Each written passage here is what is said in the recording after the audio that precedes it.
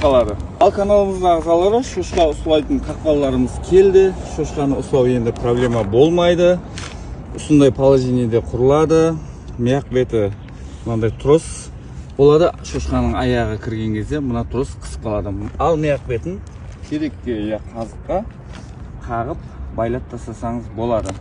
Мына тросты қатты қысу үшін мынаусын қаттылау қыссаңыз, қаттылау қысылып қалады. Сол кезде ар жақта кішкентай шошқа түссе де арқайым аяғын қысып қала алады. Бұның сену положениесі мінекей мынандай болады.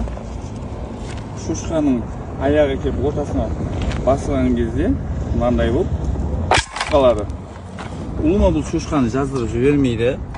Бұның ең основной главный қызмет атқаратыны мына трос болады.